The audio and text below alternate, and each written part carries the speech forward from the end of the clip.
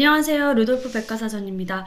오늘은 2살 터울인 아이들이 집에서 장난감을 가지고 너무 싸워서 고민이시다 하는 어머님의 사연을 받았어요. 그래서 매번 누구 한 명은 혼내고 울고 왜 나는 맨날 양보해야 되냐 이러면서 아이들끼리 사이도 안 좋아지는 것 같고 그래서 고민이 많으시다고 하시거든요. 그래서 오늘은 이 문제에 대해서 알아볼 건데요. 오늘은 현경쌤 그리고 혜민쌤과 함께 하겠습니다. 안녕하세요. 안녕하세요.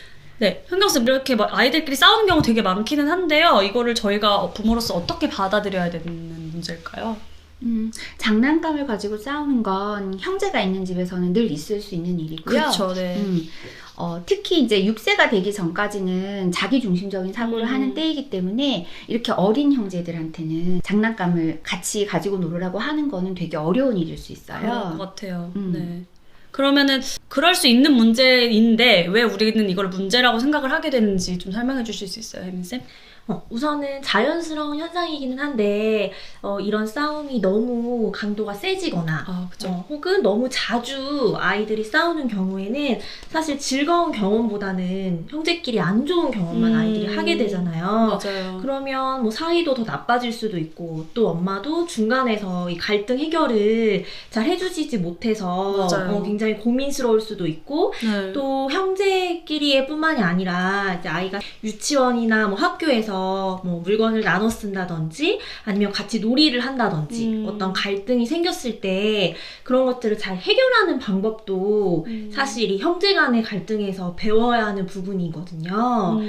그래서 이런 갈등을 잘 해결하는 것을 좀 어머님이 가르쳐 주셔야 되는 부분도 있는 거네요. 네. 네, 그러니까 형제끼리 싸움은 굉장히 많이 일어나는 일이긴 하지만 빈도가 너무 잦다거나 강도가 너무 세다면은 아이한테 별로 좋은 영향이 아닐 거라는 말씀이신 것 같은데 그러면 이제 저희가 어떻게 도와줄 수 있을까요?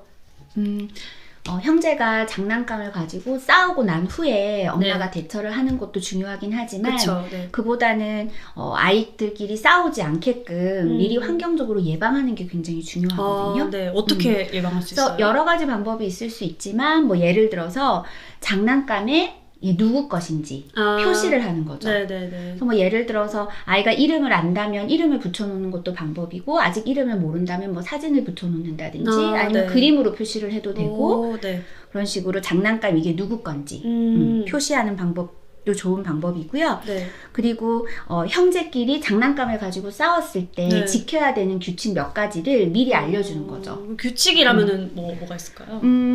뭐 한 가지 장난감 가지고 서로 가지고 놀려고 싸운다. 그럴 때는 가위바위보로 정하기. 또는 번갈아 가면서 뭐 10분씩 가지고 놀기. 이런 식으로 규칙을 딱 정해놓는 구체적으로 이제 규칙을 미리 정해놓으라는 거죠. 그다음 뭐 내가 뭐 형 거 장난감을 가지고 놀고 싶을 때 그럴 때는 형한테 말로 부탁하기. 빌려달라고 얘기하기. 그런 식의 규칙을 미리 정해두는 게 예방하는 좋은 방법일 수 있어요.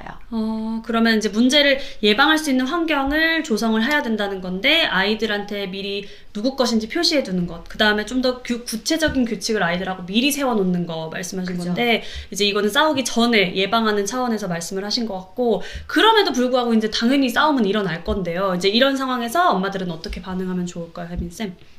우선 딱 싸우는 그 상황에서 보통 이제 엄마들이 뭐 잘못을 막 가린다던가 아니면 뭐 형이니까 양보해 라면서 한쪽 편만 든다던가 아니면은 오히려 그냥 싸우게끔 그냥 방관하는 자세로 있거나 근데 이런 행동들은 크게 도움이 안 되고요. 그쵸. 하지만 또 어머니들은 어떻게 해야 될지 모르겠으니까 이제 여러 가지 방법들을 하시는 거죠. 네. 그래서 막 잔소리를 한다거나 뭐 그렇게 하기보다는 우선 아이들이 예를 들어서 장난감을 가지고 싸우고 있다면 우선 좀 분리를 시키는 게 필요해요.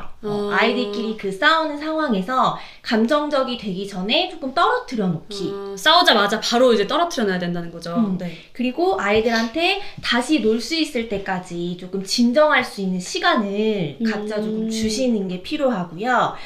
일정 시간이 지난 다음에 이제 엄마가 좀 아이들의 상황을 봐서 이제 각자 다시 놀 준비가 됐어? 이렇게 한번 좀 확인을 해주시고 그리고 이제 현경 선생님이 말했던 것처럼 우리가 미리 규칙을 정했잖아요. 네네네네. 그래서 그 규칙을 이야기해 주시는 것도 좋고 아니면 미리 조금 써두셔서 그 규칙을 다시 아이들에게 좀 설명해 주실 필요가 있어요.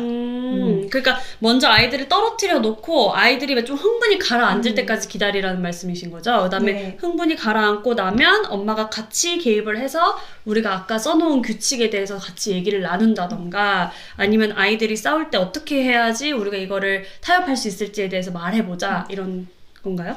그래서 아이들끼리 우리가 이 규칙을 정했는데 네. 우리가 다시 싸우게 된다면 어떻게 풀 수 있을까 하면서 엄마가 직접 아이들끼리 해결 방안을 생각해 볼 수 있도록 그렇게 개입을 하시는 거죠. 너무 좋은 방법인 것 같은데 그런데 이제 저희가 지난주에 했던 칭찬 스티커를 활용해서 저희가 이거를 할 수 있다고 들었어요, 현경쌤. 네.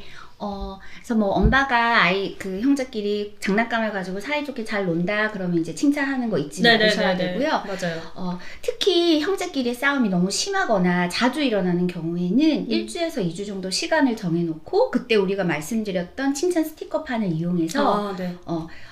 그날 뭐 싸우지 않고 잘 놀았을 때 스티커를 하나씩 붙여서 뭐 네. 10개나 뭐 한 12개 정도를 모으면 엄마가 둘이 원하는 어떤 공동의 장난감을 사준다든지 네. 아니면 둘이 어디 가고 싶어 하면 어디를 같이 간다든지 이런 식의 선물을 주는 거는 굉장히 좋은 방법이죠. 되게 구체적인 방법이네요. 칭찬 스티커를 활용할 수 있는 방법이 드디어 나왔어요. 그래서 오늘은 이제 형제끼리 특별히 이제 물건 공유로 인해서 싸우거나 이제 이런 상황이 일어났을 때 갈등을 어떻게 풀지에 대해서 좀 말씀을 나눠봤는데요. 싸움이 일어나기 전에 미리 환경을 좀 조성해 주는 것, 그 다음에 싸움이 일어난 후에 아이들을 떨어뜨려 놓고 같이 엄마가 얘기해보고 타협을 해보는 방법을 같이 생각해보는 것, 이렇게 좀 구체적으로 얘기해 주셨고 또 마지막에 칭찬 스티커 어떻게 활용하는지까지 말씀해 주셔서 되게 유용했던 것 같거든요. 그래서 다음 주 정리정돈 잘 안 되는 우리 아이에 대해서 저희는 알아볼 건데요. 그때도 기대해 주세요. 오늘도 더욱 행복한 우리 아이를 위해서 루돌프 백과사전 하세요.